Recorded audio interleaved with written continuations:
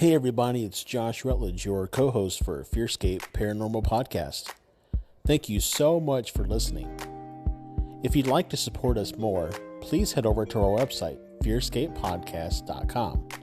There you can click on store and browse some really awesome t-shirts and maybe pick a couple up, or even go to our Patreon page and see how you can support us monthly. We love bringing you awesome content just as much as you like listening to it. Enjoy the show.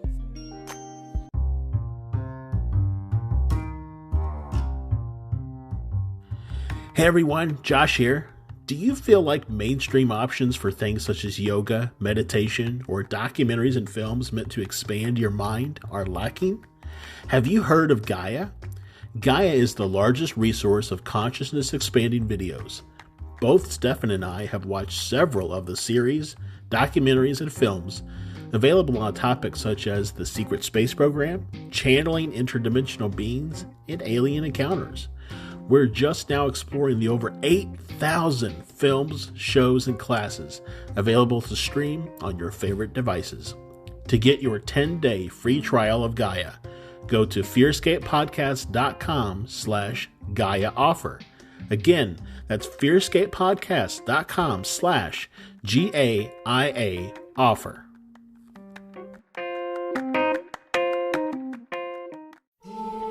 FearScape Media Network, exploring the unknown, one podcast at a time.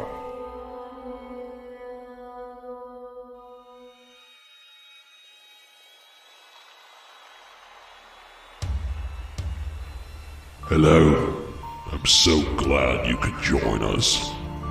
I hope you brought your blanket to hide under. The spooky crew is going to discuss things and events from other realms. Ghosts, cryptids, aliens. Be sure to hold your blanket extra tight as the boys take you deep into the FearScape.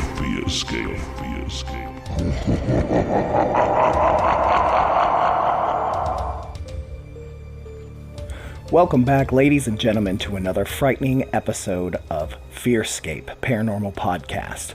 We are on the road to episode 100. That's right, 100 amazing, fun episodes of FearScape to make you stay up late and hold those blankets extra tight. Well, since we are on the road to 100, which will premiere sometime in early October, we're going to dig deep into the archives to when FearScape had a radio show called FearScape FM. As you recall, it was myself, Stefan, and host Brad McQueary. And these episodes will show you what fun we had while we were on the radio. So until then, we'll see you at 100. The following program is presented for entertainment purposes. WCHQ does not necessarily endorse the ideas presented. FearScape is a program that explores the legends and lore around many creepy and scary things. Information is researched and presented in an entertainment fashion and is presented based off of what we found. Legends have a way of changing over time, so beware.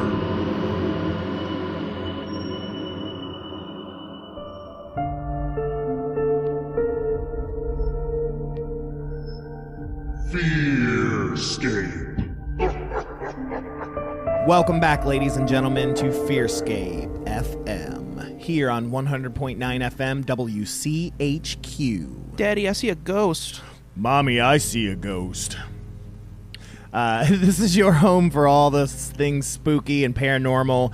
I'm Stefan Gearhart, joined as always here with my co-host, Mr. Brad McQueary. Oh, hey, how's it going, guys? So I'm just sitting here, looking across the bench at this handsome fella, and then there's Stefan. This handsome fella, he's see-through, he's transparent. Somebody's behind me? He doesn't hide anything from me. It's quite nice. I can see the vehicles behind him. Well, I can tell you this, it's not Ed. No, there's no Ed this week. I think we scared him away after Whispers Estate. After Whispers Estate. And then his white-knuckle driving back to Louisville on no gas. But yeah, we finished up last week's episode. In the last bit, we had to rush so fast that we were like, you know what? let's come back. Let's do a follow-up. We didn't even really get to touch on other people's stories or even flesh out some of our own. And so we wanted to take this opportunity to once again hit Whispers Estate. And so for those of you that didn't tune in last week, Whispers Estate is a very famous haunted house up in Mitchell, Indiana. And it's frightening.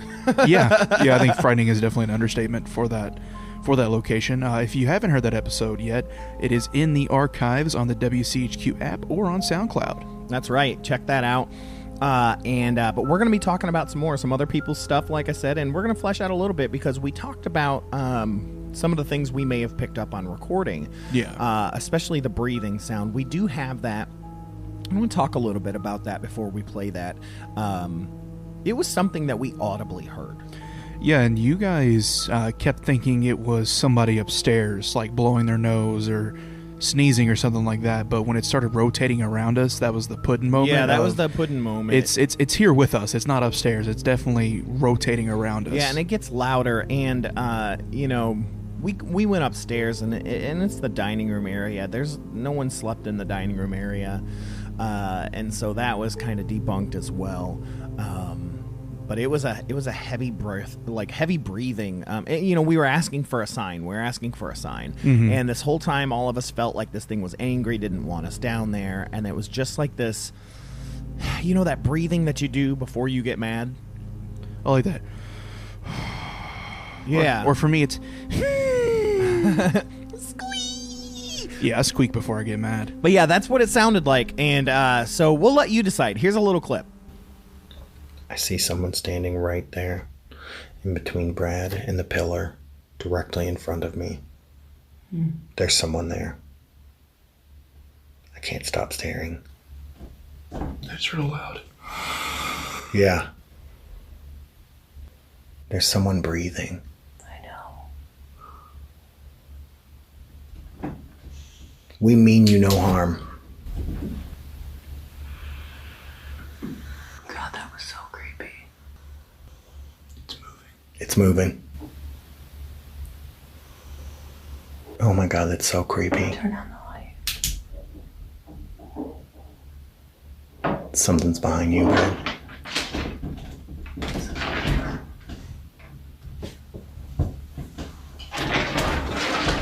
If you're there, give us another sign. Mm-mm. You don't think it's there anymore? I don't want the sign. Oh. It was a good one. It was a very, very good one. That was legit exhaling. Nope. Mm-mm. I seen it too. Yep. Something just smacked Right my leg there? too. Yep. Something just like brushed my leg and like not in a like just hair going up thing. Like it was kind of like a... I seen him right there. Right when you said that. It went. Oh, that's creepy. I'm like afraid to turn the light off. I know. I'm scared too. I don't want you to. Okay, I mean, it distinct. I mean, you hear us Proof is in the even. pudding. You even hear us try to debunk it. We're like, is it the water pipe? But a Yeah. water pipe doesn't make that noise. Is it somebody upstairs? No, there's no one sleeping up there. All sorts of stuff. We don't know. And I think I caught an EVP in it. I'm not sure because we were talking a bit. So if our listeners are listening to that clip, if you guys want to like really dive in that clip, if you can find an EVP, let us know. Hit us up on Facebook. Hit us up on Instagram at FearScape Pod, and let us know what you find. Yeah. And so the next thing we wanted to talk about is the only other thing that we got on audio, which was the ball bouncing. And I know this one is weird because you can't see it move and blah, blah, blah, blah. And it's basically, hey, take our word for it. But I wish you could hear what we say after. Yeah, let's just say it's a lot of expletives, bad naughty words that we can't say on the radio. And so, but you can distinctly hear this ball bouncing and the beginning of us freaking out. So this is when we were up in the seance room and we were pushing it to move. We were just trying to get anything to happen at that point. And that's when out of the blue...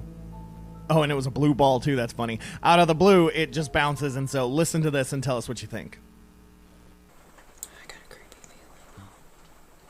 I got a creepy feeling between me and Brad. kind of leaning on me.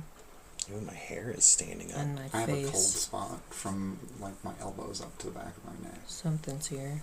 I feel the static to my right. I got a heaviness.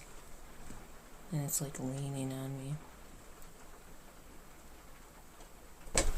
What the f- See, you would say those bad words too. Yeah. You would say those words. I mean, we didn't put the words in there, but you can imagine what we said when all of a sudden a ball that is supposed to be stationary in its position is suddenly on the other side of the room where it should not be.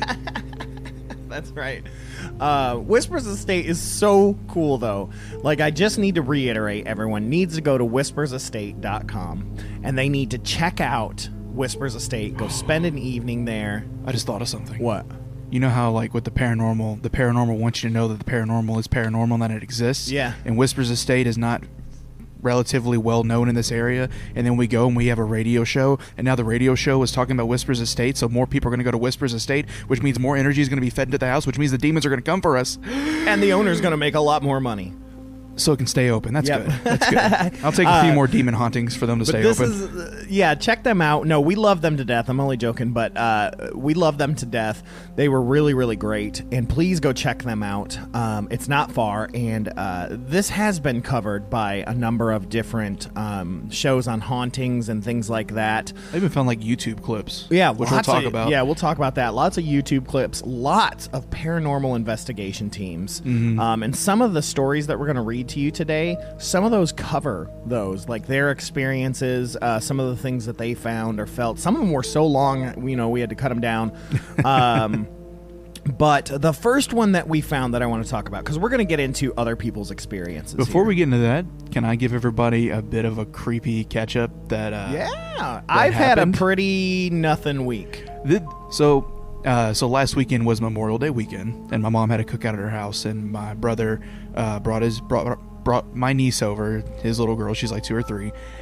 She's standing in the kitchen, facing towards a room at the back of the house, and she starts pointing and goes, "Hi, hi," and keeps waving at this empty part of the house. There's doors shut. How old is she? 2 or 3.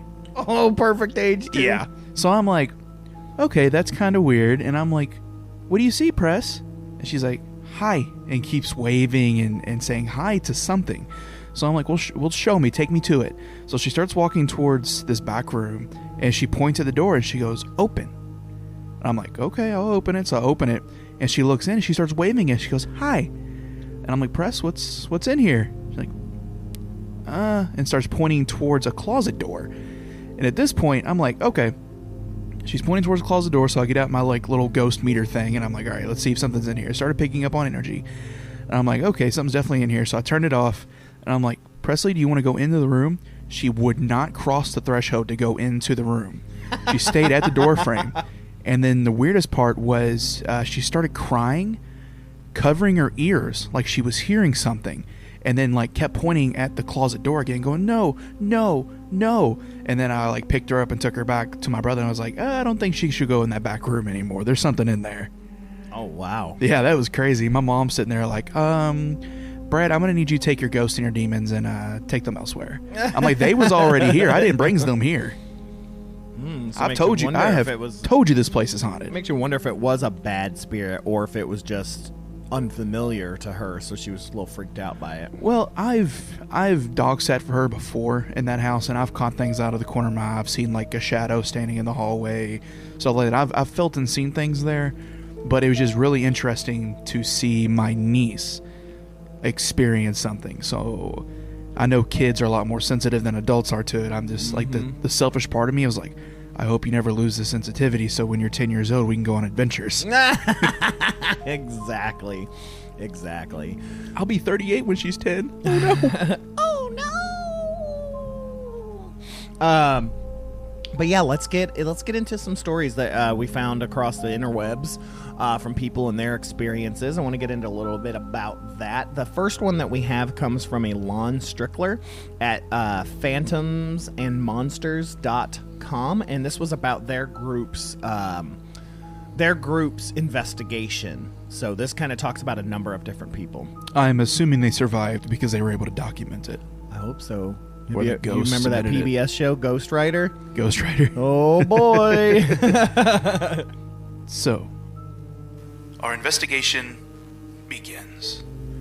The first thing we did was arm the house with recording devices. After what Doug had witnessed on his last visit, we wanted to be ready if the activity started to happen. We had a condenser microphone upstairs and downstairs. There was a video camera running along with another digital recorder in Rachel's bedroom upstairs and more handheld digital recorders downstairs with people. We dimmed the lights in the parlor and started talking to the air around us. I always feel stupid at the beginning of an EVP session because it feels like you're talking to nothing until it answers back. I was completely stunned when we started to hear the beginnings of many strange sounds that night with our own ears. Jared started asking Rachel questions, asking if she'd come out. The first sound of the evening was very strange and eerie. I can't quite explain it, but you can listen to it. It was coming from upstairs and no one was up there. The only thing on the second floor was our very inhuman recording equipment. Doug quickly exclaimed that was how the sound started during his last visit to Whispers. Excitement in the room grew when we continued to hear more sounds, including what sounded like two men talking. We couldn't make anything out except for mumbling. We continued to hear tinkering sounds and thuds, and the icing on the cake was the sound of someone running upstairs. With so much noise coming from the second floor, we decided to go to see if anything had been moved. We had set up jacks along a dresser and spelled Rachel's name in some magnetic letters. Okay, so first of all, break away from this story. You just inviting some trouble when you spelling ghost names with magnets. I'm just saying. Oh, I know. And just to give a little sidebar that I didn't mention last time is that when we got upstairs on the first tour, as soon as she opened the door, I heard something run down the hallway. Do you remember me saying that? We all heard it. It was oh, something just ran out of here. Yeah, something like, almost like what would be like a dog.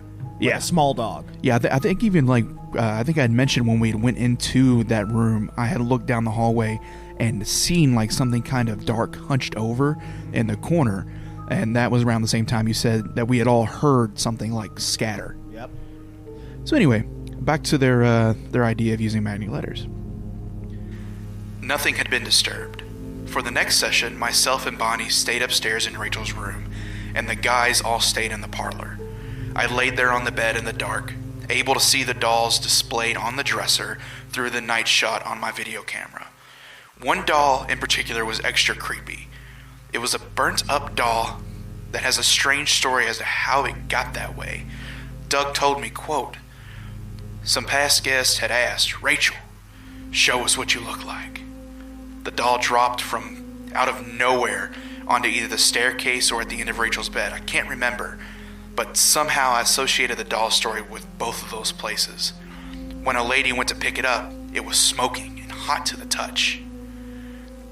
The burnt doll looked back at me, and I was waiting for the disturbing thing to go flying off the dresser or turn its head all the way around, but nothing happened. Bonnie started to breathe heavy, and I think she was dozing off, when suddenly a bunch of noise came from the attic. In the parlor below, the guys heard what sounded like a ball bouncing. Previously in the night, Doug had asked for Rachel to bring us her jacks and balls. Doug and Jared had decided to head up to the attic so that there were people on every floor.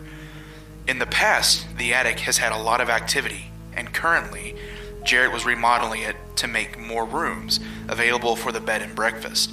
And if you know a thing or two about the paranormal, you might have heard remodeling at a home almost always seems to stir up paranormal activity even more. Bonnie and I heard what sounded like boards being dropped. We yelled up to Doug and Jared, asked if they were okay, and Doug yelled back, "It's paranormal! We need a flashlight! Quick!" Bonnie bolted off the bed and dashed up the attic. I didn't have a flashlight and shamefully will admit, stayed on the bed for a few seconds, paralyzed and just a tad spooked out.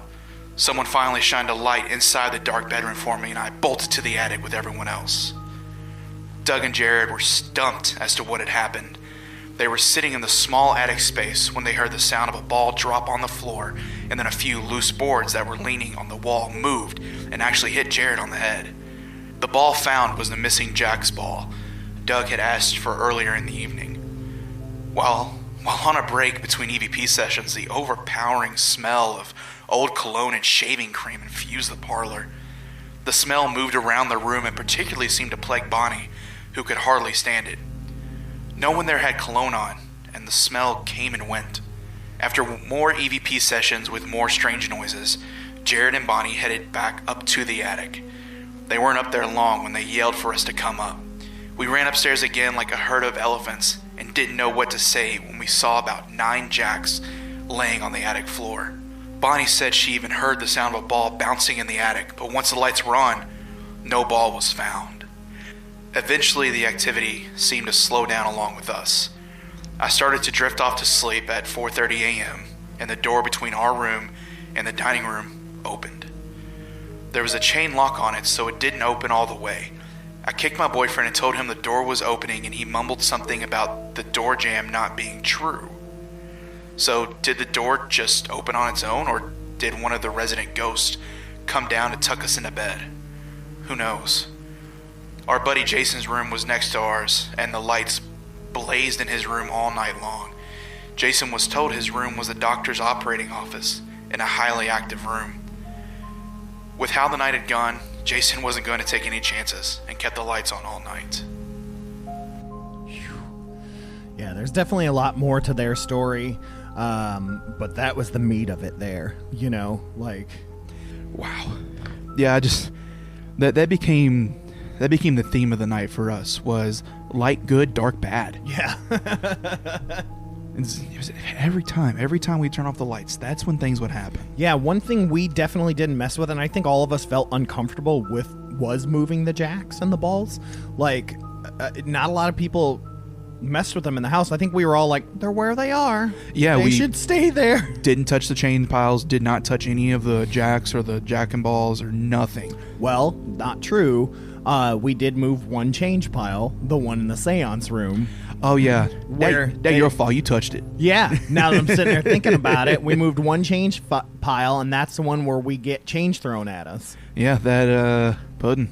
Look at you. Weird. I didn't even think about that. Wait, didn't you guys do a talking board session up there? We did. Did you move any of the stuff when you did it? Yeah, we had to, because we had to set the board down, because that thing was right in the middle of the... But you guys probably had flashlights or something going on. We did. Okay. So that's why I was like, yeah, there's lights. I don't want to do nothing. Yeah, we had flashlights going the whole time. Well, this next one comes from another paranormal investigation group. These guys are from AmericanSpectralSociety.com, and this is one of their experiences.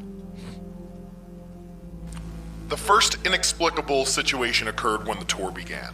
Joey Tito's video camera malfunctioned to the point where no video was even being captured, but audio was recorded without issue. With that said, no video was recorded during the investigation. The tour lasted a little over an hour, but before it was over, we were teased by the spirits in the house. As the tour guides brought the team through the house room by room, they were cautious to assure they closed the doors behind them as the tour moved on. While in one of the rooms on the second floor, a downstairs door slammed inexplicably. This event excited the team and presented the beginning to what appeared to be a full night of paranormal happenings. As the tour drew to its end, the team broke into groups and explored the building on their own, floor by floor. While investigating, Joey began taking pictures throughout the house. In one room in particular, he thought he had captured the local entity named Big Black, as he noticed dark, wavy black sections appearing in a couple of the photos he had taken. Upon further examination, it was deemed a shutter malfunction, as the shutter was taking a long time to completely open while taking pictures, causing black, anomalous shapes to appear in the frame. Artie Schramm, one of the team members, was spooked by something so badly that he refused to go anywhere in the house alone. This included the bathroom. He had to use the bathroom badly, but held it all night until the investigation was over. This was the first time this has happened during an investigation to us. Artie did not share what spooked him so badly, but he has no desire to return to Whisper's estate in the future. Lisa Crick stated that she felt as if something accompanied the team in the waiting room, attributing this to the uneasy feeling the team felt when spending time there. The light fixture in the servants' living quarters swung violently on its own. In the doctor's exam room, several cold spots were felt and the bed inexplicably shook. Footsteps were heard throughout the evening, as well as what sounded like doorknobs being manipulated in various rooms. At one point during the evening, Lisa became violently ill, almost to the point of loss of consciousness. That's normally a sign of a dark entity, isn't it? When you start feeling ill. Yeah, getting ill. It's trying to oppress you. It's oppression or possession. I think oppression is the beginning of a possession. So when you start feeling like super sick, a common sign of a demonic possession and hauntings is pain in your spine or pain on your right side. And for some reason, those two spots, a lot of the, like in paranormal investigation shows you watch, like Ghost Adventures, Ghost Hunters, stuff like that, when they start feeling that entity trying to attack them or attach to them, they'll start feeling pain in their bones, and a lot of time it's the spine, mainly the lower part of the spine, and some researchers believe it's because that's where our energy chakras lie, and that the entity is attacking your chakras. Interesting. Those are definitely energy points for sure. Never thought about them as being access points. Mm-hmm. That's kind of creepy. It makes me want to close all my chakras when you're supposed to leave them open. Close them all. Nobody's allowed in. Yeah, that was crazy. You know, like one of the things that hits me is like in a lot of the stories that I read, and even on that video that's on Amazon Prime, the documentary, is that bed shook violently, and it's like that happened to us. Yeah, the one in the operating room. Yeah, in the operating room, that happened to us. Yeah, that one, I think that was the first incident that got me, and I was like, okay, this place is for real. Yeah, I know. Other than like the pressure feeling of the entire building in general, but that was the first place where we heard like the scratching, the hissing, the shaking. Yeah, I mean, it was nuts, man. Like, and like 3-4 things happened at once. Yeah. And that bed hit, and Trisha's like, Brad! And I'm like, he didn't do it, I saw it. I was like, I'm pretty sure my hands were like away from the bed when that happened. She's like, Brad? And I'm like, nope, not me, nope. I like that she's the most like northern girl, and we gave her the most redneck. Brad!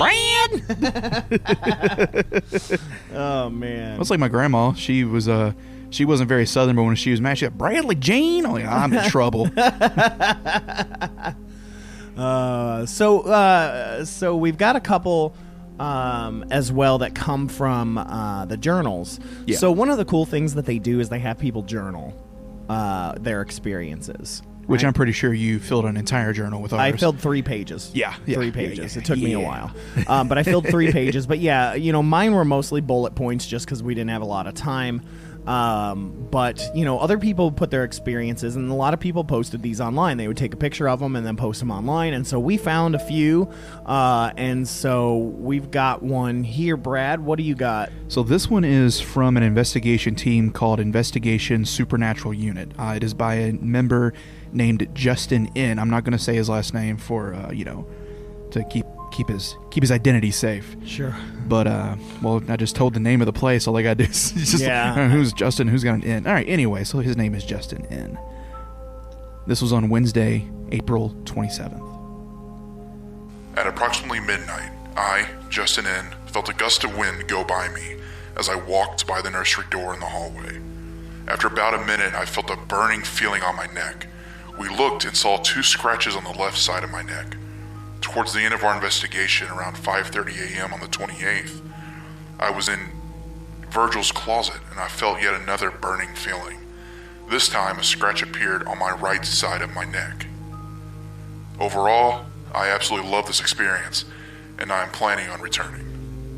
Justin. Man, see, I don't like that because I got that burn feeling too, man. And he was never seen again. Never again! And now they're doing investigations into him. But yeah, like that, I mean, that happened to me. I mean, I got the burning scratches on my right side and one burning, I had looked like 3 or 4. Yeah. And then one on the other side. I'm not going to lie, when you got scratched, I thought you'd done it to yourself unintentionally at first because I think you had like just shaven or something like that day. And because you had like some stubbles on your neck, and I thought maybe like you were scratching your neck, and then like an hour later, like my neck feels weird. Yeah. But when you look at the scratches, which I think we posted the pictures, if you look at it, it was on your right side of your neck, but it looks like somebody used their left hand and went back. Ugh. So you can't do that with your own hand. I've been trying. I don't know. I mean, good luck, but I know what I felt. Wait, wasn't Rachel left-handed? I don't know if that's true. Oh, man, don't do that. I was like, oh, no. But like I said, it wasn't like a scratch. It didn't feel like that. It felt like burning strips. Like, yeah, they looked like a sunburn almost. Yeah, it's like crazy. It was weird, man. Kind of jealous. I wanted to get scratched. Yeah, I would have traded you. Well, if you remember, too, I felt it on my arm, too, but it didn't redden up. Yeah. But, yeah, because I keep forgetting about that because we didn't document that because it didn't red up. But, I mean, I definitely felt that burning scratch on my arm as well later on. All in Rachel's room. But, yeah, so here's another story. This one's actually from Sandra, one of the staff there who we met that was there. This is one of hers. This is from February of 2017. Okay. So this is fun. This one says... fun. During a public investigation up in Jesse's room about 9:25 p.m., we heard a growl while on the flashlight tour. Then, when coming out of Rachel's room, we heard what sounded like something being rolled or thrown. When we were in Dr. John's room, we had a girl that got touched on the leg. In the nursery upstairs, it felt like something tugged on my shirt. Then while in the servants' quarters, a guy felt burning on his left hand, and when looked, it appeared he had a red mark by his knuckle. This was during the short flashlight tour only. Also, when coming out of the basement, we heard what sounded like a ball being kicked. Oh, there we go. Yeah. So those spirits in there, they're balls? Yeah, sure, that's what I'm saying. Spirit balls. Spirits in their balls. Spirits and their balls. But yeah, so I mean, Rachel. It's interesting because Rachel's room is the room that felt like the least heavy. Yeah, which really is interesting. Like it felt like the least heavy, but yet we had a beach ball get kicked across the room. Yeah. I got scratched in 3 different places. The little rocking chair rocked, even though I can debunk that. Possibly, it's weird. It was the room that felt the least heavy. See, it's the room that creeped me out almost the most because of the judgy-eyed dolls that the were sitting on the table. doll, yeah. Those things were weird. Did we take a picture of those? Yeah, I got some pictures. I believe. I don't know if I took a picture of the judgy-eyed doll. Oh man, the judgy-eyed doll. I thought that was going to come to life. Yeah, man. I was like, it's looking right at you. Oh, man. All right, what do we got next? All right, so this next one comes from another individual who had checked out the house. Her name is Skylar, and she visited on December 2nd of 2017. I went to the attic, the red room, and one of the men I was with said his arm got grabbed, so I raised his sleeve. When I raised his sleeve, it let go of his arm, but then grabbed my shoulder. Then we were in Virgil's closet, and we were sitting there. We heard rustling around, and our camera, on night vision, shuddered from motion. As soon as that happened, I felt a hard push on my back and neck. We came back downstairs. I went to the bathroom and noticed in the mirror that my neck was extremely red and burning. We also believe Rachel was playing with the beach ball with us, and Gary was playing with the mini-mag flashlights with us. This was a very great place and experience. Thank you for this. Skylar. Here again, those scratch and heat marks on the neck. Dude, those flashlights, those were kind of a detector for me a lot of times. Oh, for sure. I mean, every time we'd get to a heavy area, they'd start kind of blinking out. Mm-hmm. And I remember one of the tour guides, when you guys had went up to the attic during the flashlight tour, and we were coming back down they had just opened the bathroom door to show you guys the big tub and all that. Oh, yeah. And I was walking towards the servants' quarter door, which hadn't been opened yet, but it was the direction that we saw, the dark figure, slouched over, and where we heard the running go off to. Yeah, we felt it go off too, for sure. And when I got close to it, I started feeling the pressure, and my flashlight started going in and out. And every time I would get close to the door, it'd go out. Move away from the door, turn back on. So I turned to the tour guide, and I'm like, this is pretty interesting. There's something in there. She's like, why do you say that? I was like, the lights are being affected. So I did that, and she's like, oh, that's weird. So then we go into the room, and as soon as I enter the room, my flashlight won't stay on. And I'm walking around, and I go and sit in this chair, and I don't know why, but the tour guide turns to me, and she goes, you sure you haven't been here before? And I go, no, I've never been here. She's like, because the house likes you. I'm like, oh, great. Nope, never been here. I'm good. And it did like me, that's for sure. Oh, that's not what I thought she was going to say. I thought she was going to be like, you look just like a guy that did a flashlight tour 2 years ago. His name was Brad, and we never saw him again. And we know because his friend from Northern Ohio said, Brad.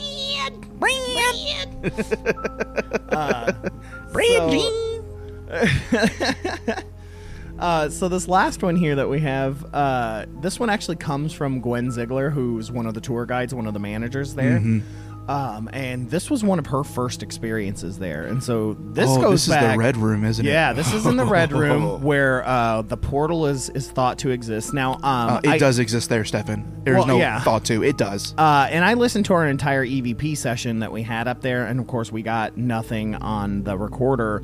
But just listening back to somebody going, ow, it just pinched me, or, ooh, gosh, it's right there. Oh, it hit my like we could hear all those things. Like a lot of activity was happening in there for sure. Oh yeah, that room was very heavy. And so I can't imagine. So this is her story of sleeping there. I can't even imagine. Check please. There, yeah. But this comes from all the way back from September 19th, 2010. Oh dang, I didn't know they'd been there that long. Yeah. Ooh. So this is yeah. Roll that beautiful bean footage. Yeah. This is Gwen's experience. I hope I could make it clear just how horrific this encounter was for me. For your information, this whole experience happened within a 12-minute time frame. I went to the attic at approximately 6:35 a.m. and shut the door behind me to the Red Room. I heard the door click shut. I chose not to lock it. At 6:38 a.m., I texted my friend Jenny that I was going to sleep in the attic room. I laid down on the bed, never getting under the blankets. I had my phone, glasses, and flashlight beside me. All of a sudden I heard a pop sound, which was probably just the house settling, I figured. I thought nothing of it. I then heard a sound like new lumber falling. I know there was no new lumber in the house, but the sound had an echo of new lumber. I put my forearm over my forehead and instantly heard a stern male voice to my right telling me to wake up. I attempted to move my arm and tell whom I believe was my spirit guide, I am not asleep. However, I was not able to move. In the next second, my eyes shut. I fight to move, but am unable to. I am then grabbed from something behind me, deep within the bed, and then pulled, jerked downward. I again hear, wake up.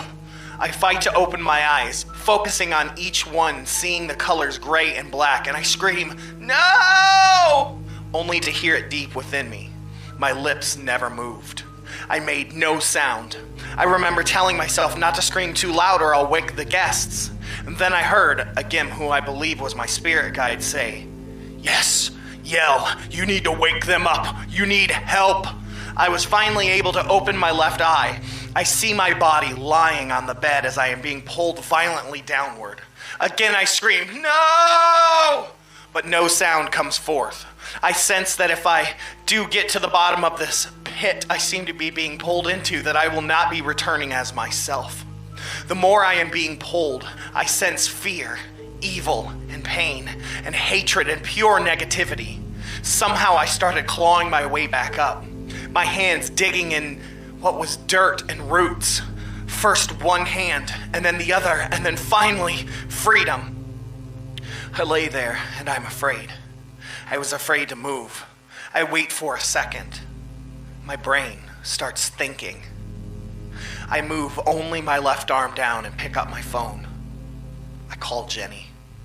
Once Jenny answered, I held the phone to my ear and got the flashlight. I scanned the room, but I knew no one was there, that it was all in the bed. However, the door was no longer shut. I jumped up from the bed. I started crying. And I'm hurt. How could this happen to me? I'm so angry. Why would this happen to me? If something wanted to show me something, it didn't have to be this way. Jenny says she wants me to go downstairs, but I can't because if I leave the room due to this, then it has won. And if I become fearful of the addict, then what is next? I asked Jenny to call me back in 30 minutes to wake me up. She does. Nothing happens. When she calls, I ask for another 30 minutes, and she calls me again, but nothing happened. I leave to see the guests. You know, you often hear people say that heaven is so wonderful, that we can't wrap our brains around how just wonderful it is. Well, I'm here to tell you that the place my body was being pulled to was so bad, dark, evil, and intensely terrifying that you cannot wrap your brain around it. Once you feel it, it never leaves you. I also know that I was only pulled down a few feet. If I was nowhere near the bottom and I felt that much evil, then I can only fathom what it must have been like at the bottom. I feel as though something reached up and grabbed my soul and pulled me under. I since have felt despair and have very little energy. My voice has become monotone. I hugged my family very tightly when I got home, thankful to see them again. They will admit that I am curious to know what would have happened if I had not fought my way back. I consider myself extremely lucky that I was able to escape. I want to warn anyone who is thinking about sleeping in the attic. Your body, of course, will survive. However, your soul will never be the same. And here's an interesting fact. I looked at my phone log and it showed the following. 6:38 a.m., text message to Jenny. 6:50 a.m., call to Jenny lasting 19 minutes. 7:57 a.m., incoming call from Jenny lasting 32 seconds. 8:29 a.m., incoming call from Jenny lasting 1 minute. I can tell you all this. Jenny is always on time, especially when she's worried. She remembers calling in exactly 30 minutes. And if you notice, there is 18 minutes missing from the time from when the time I hung up with Jenny at 7:09 and her phone call at 7:57. Oddly enough, when checking Jenny's phone log, there is no record of me calling her at all, or her even calling me.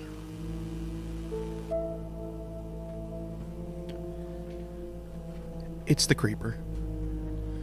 It's got to be the creeper. Something, I mean, well, she's in that room in the portal. I mean, it's almost as if she astral projected and was being pulled into that portal. When we discussed the Waverly Hills episode, I think it was our first 2 episodes here on WCHQ, and one of the things we talked about was the entity known as the creeper. It's very interesting. The creeper at the Waverly Hills location is identified as not of this world, not of this dimension, moves very strangely. The creeper at Whisper's estate is described the exact same way. Not of this dimension, moves very, very quirky, not of this world. Well, and like I said that in the last episode, my night hag that I had last was basically a creeper. Had long arms and short legs. And I think we've always thought that they were from another dimension or outer space. I don't know. Yeah. But definitely not. It's an inhuman spirit. Yeah, it definitely didn't feel, they don't even feel demonic, so to speak. They definitely feel curious, extra dimensional, for sure. I remember when we were in the Red Room and I was starting to get a feel for it. I remember later that day after I'd woken up, I told you that it didn't feel malicious. It felt curious. Yeah, there were a couple things in that Red Room, though, and some of them did feel malicious, but the 2 I think that we interacted with was what we thought was the creeper, as well as a spirit that said that through the app stuff, basically said that he was stuck there, that he had hung himself. Yeah. And from what we had gathered from Trisha and things like that was that it was jealous, so to speak, because all these creatures, basically, that was the airport, essentially, for that portal. And it could see all these extra-dimensional creatures being able to walk through and leave or enter this room at all times, and it really irritated him. He was so angry, because he couldn't leave, and he was stuck in this room because he had hung himself. So he was in a true limbo. Yeah, he's in a true limbo, but, it was almost his hell as well, because he got to see everything else leave. Yeah. Did they ever explain why there are mirrors in every single room? Just kind of oddly placed? Probably just for mirror gazing and things like that. I feel like it's for room jumping for the spirits. Definitely there's a lot of theory that spirits use mirrors for portal usage, essentially. There's a lot of old wives' tales and stuff that say that if you're going to do any spirit work, to cover the mirrors. Yeah, because one of the YouTube videos that I had found, I sent you, it was named Demonic Possession Witnessed at Whisper's Estate. Yeah, I was wondering if you were going to bring this up or not. Oh, I'm bringing it up, as we can see. Okay. What I found really interesting about that was they had a lot of cool technology they were using. Mm-hmm. I don't really approve of their tactics. A few of the people were using provocation. Right. And I do not approve of provocation. Especially not in this house. No, unless you're ready to go to battle and go to war with these spirits, do not provocate at Unless all. You're Ed Warren. Yeah, don't do it. Don't do it. But there was one device they had where it sent like these waves into your brain and essentially allowed your body to explore, to I guess almost like astral projecting a little bit.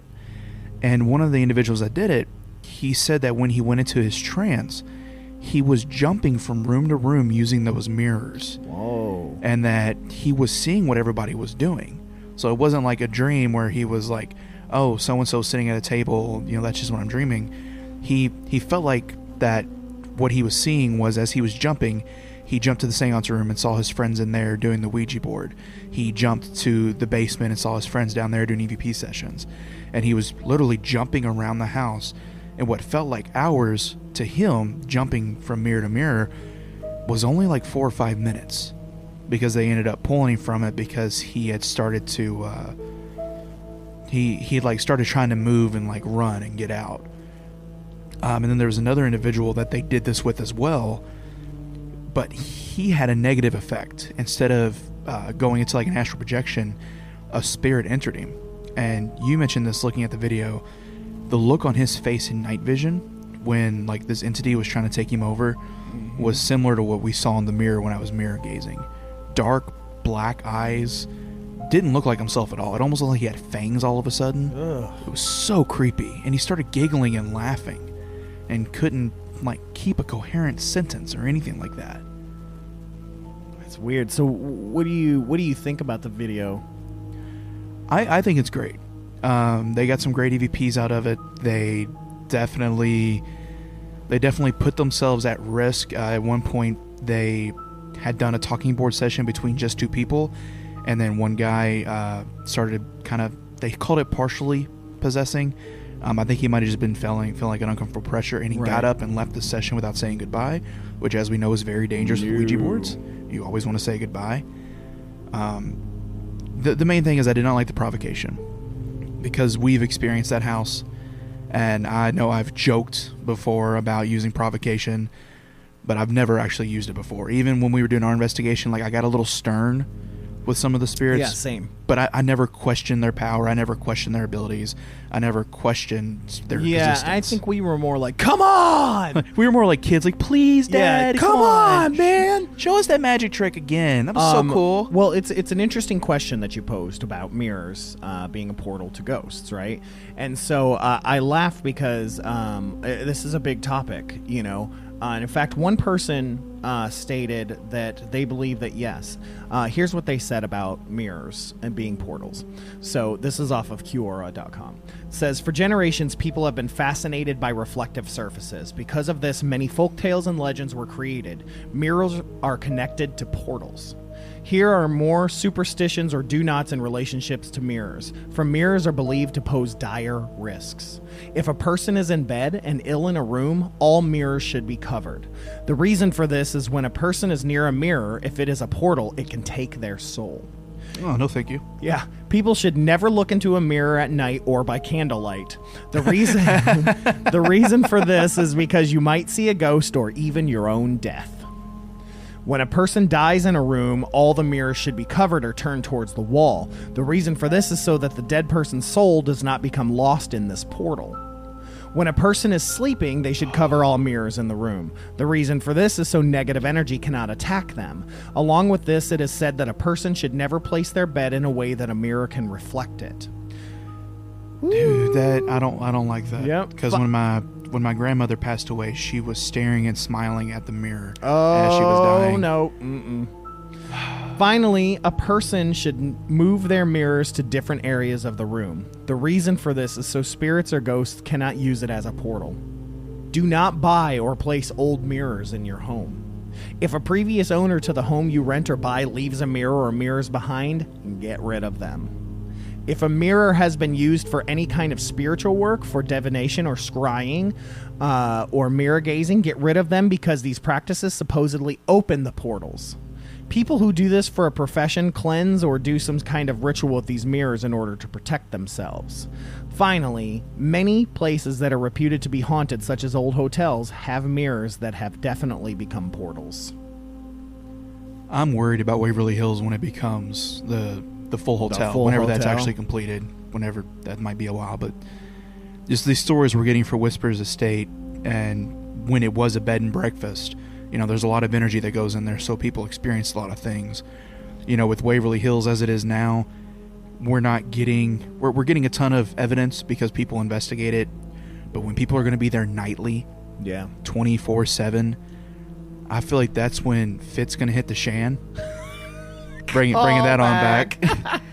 And that's going to be a place that even now, I think you, me, Trisha, Ed, and even David, because we're all very highly sensitive to this stuff, and for some reason it likes us, need to go to Waverly again. For sure. Well, you've never been. I've never been, neither has my sister. Okay, so you both need to, take the Wonder Twins in there. Yeah. But here's the thing, I want to go back to Whispers, because one of the things that they said is, please do not sage the house, please do not cleanse the house. Like, they want the spirits to be malevolent. They want that because that's their moneymaker, and I get it. But what that also means is all the mirror gazing and all the stuff that's in there, if those superstitions and those things are correct, all that energy is just building. Massive portals in there. So this harkens back to what you were saying, that if that guy was indeed traveling through the mirrors, just based off of the old superstitions and lore, it absolutely can be. Come on, guys. Be careful. Just be careful. I know it's fun, but be careful.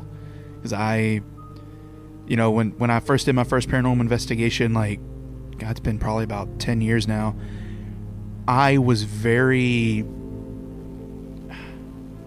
I didn't take caution. I just kind of went and just did. I was provocating and, trying to make things happen.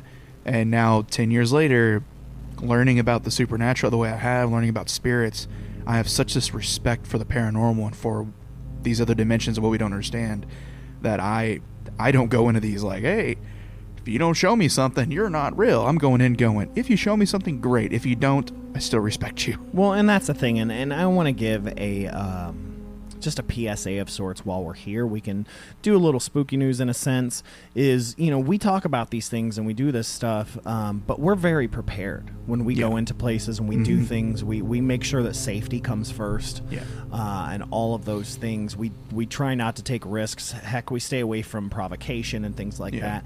But a piece of spooky news is that a girl here in Louisville recently just lost her life climbing the trestle where the Popelick monster is supposed to be. She was out with friends and they were hunting for the Popelick monster. And was that confirmed that they were looking for the Popelick monster? Not confirmed, but there's no other reason to climb that trestle. I mean, and I'm like, I hope she didn't listen to our show, No, because we put a PSA on that episode and said, do not go there. But there's a perfect example. It's like when not just spiritual risk, but bodily risk. Like, if there is real risk at hand, don't go. And especially you youngsters out there, and God, that makes me sound old, but it's like, you definitely haven't had the experience to know what things are and things like that, and it's easier to think you're messing with that because you don't believe in things. And who knows? I don't know.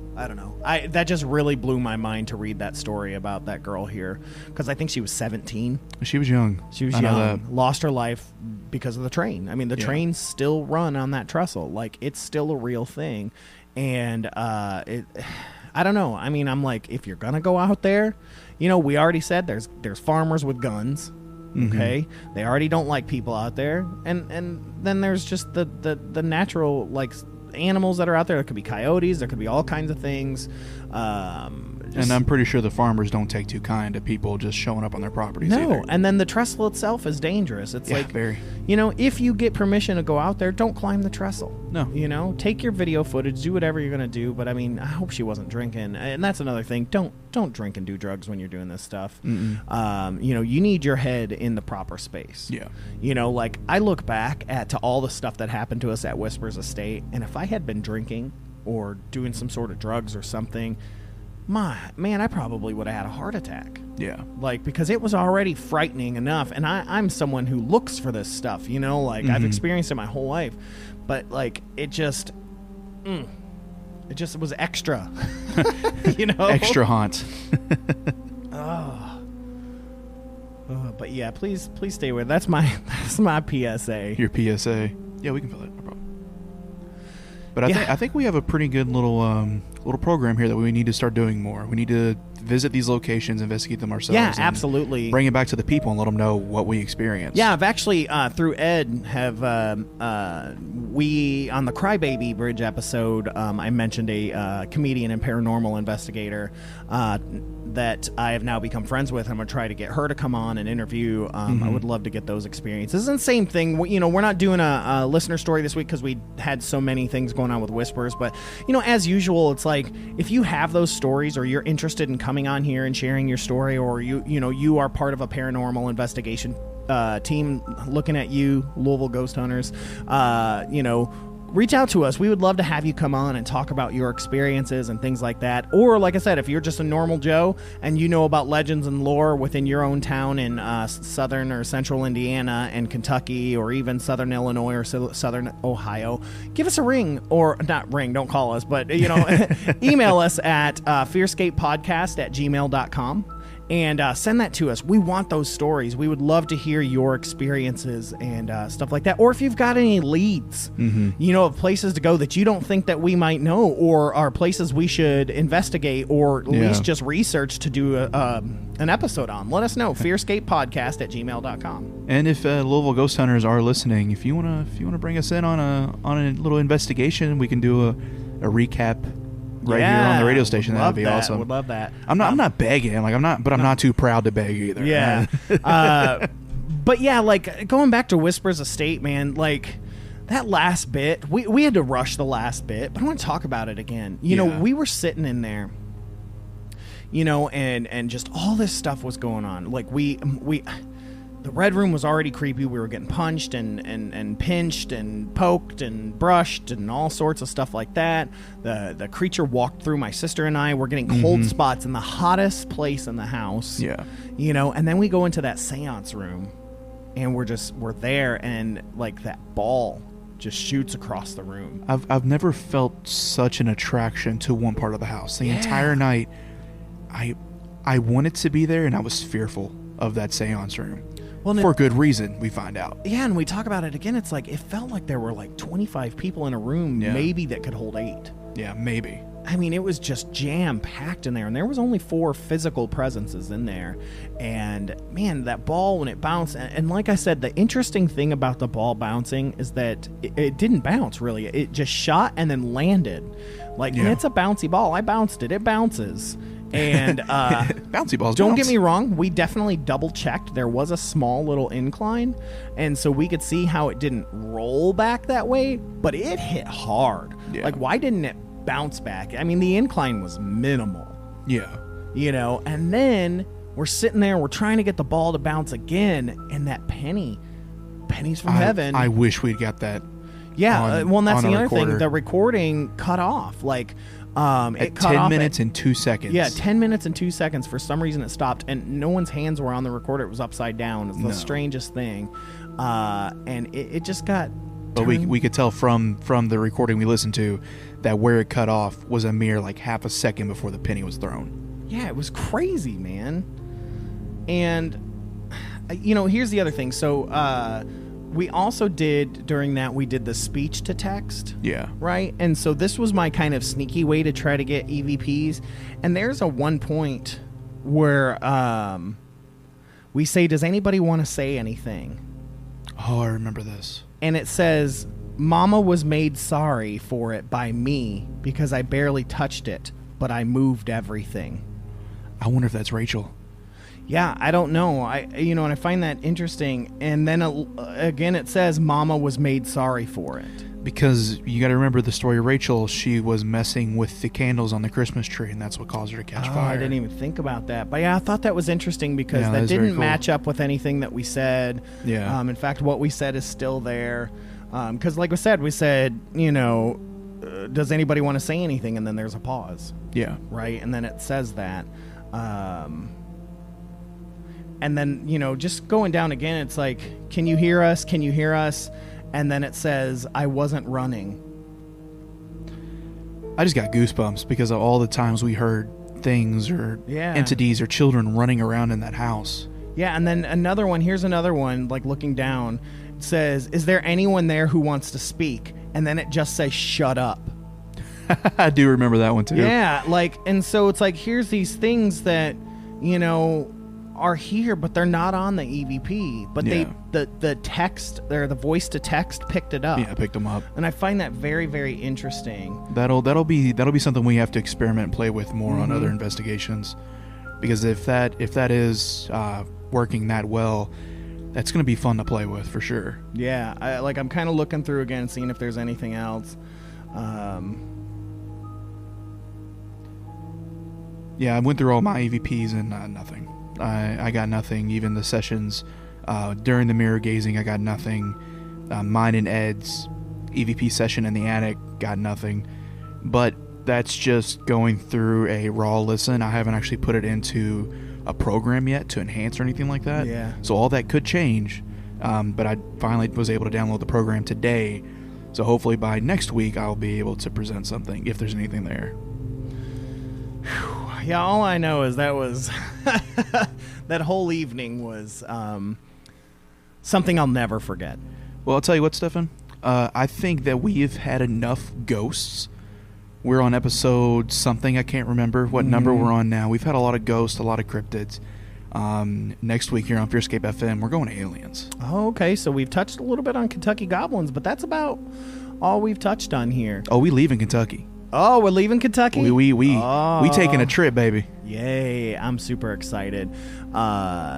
Yeah, we love doing our Kentuckiana stuff, but the world is so full of some other stuff we want to share with you guys too. I cannot wait to bring this to you all next week. It's going to be fun. And so we will always dig back into Kentucky and Indiana and stuff, but sometimes we're going to go out. Oh, yeah. And hit some other places. So I'm super excited because I don't even know. Yeah, it's a surprise. I'm excited. But yeah, once again, send all your stories to us. FearScapePodcast@gmail.com. We did have to change the email, so it is FearScapePodcast@gmail.com. Please send those stories, send any leads, send any topics, any of that stuff. Any I don't know, horrible things you want to say to Ed, we'll get them to him. Yeah. Or we'll bring him on the podcast and say them to him personally. Yeah, absolutely. But yeah, definitely want to start moving into not just ghosts and cryptids, but definitely aliens. We might even start doing a little bit of UFO stuff, like sightings and stuff like that. That be on the lookout for some new stuff coming out. Especially with the recent disclosure. I feel like I'm seeing it everywhere. Ed and I talked about that, so I'm excited about all that all that stuff. So. It was so weird being at the gym yesterday and just seeing all the news channels showing the UFO disclosure stuff. Everything. So much stuff is coming out right now. I didn't think I would live to see this. This is insane. It's almost like someone told us about this stuff ahead of time. It's crazy. Weird. But yeah, thank you so much for tuning in as usual to 100.9 FM WCHQ, all local music all the time. This is FearScape FM. We will be back every Sunday at 9 p.m. And so once again, thank you all for tuning in. This has been Stefan, and I will catch you on the flip side. And this has been Brad. Don't step in any weird spaceships. And as always, hold those blankets extra tight. Good night, folks.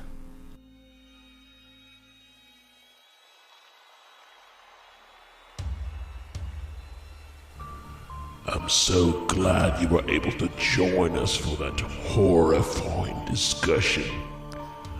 I hope they didn't frighten you too much. Tune in next week for even more research into the nightmarish and haunting creeps and spooks that we tell ourselves don't exist, but we know they do. Make sure you have your blankets, that you hold them extra tight. Next time on FearScape.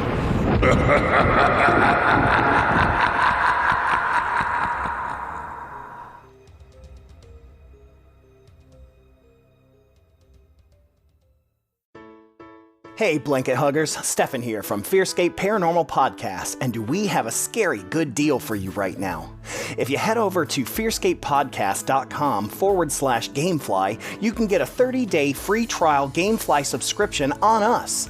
Now, if you're not familiar with Gamefly, it's a game and movie rental service where you can play the hottest video games for systems like the Nintendo Switch, Xbox One, or even the PS4.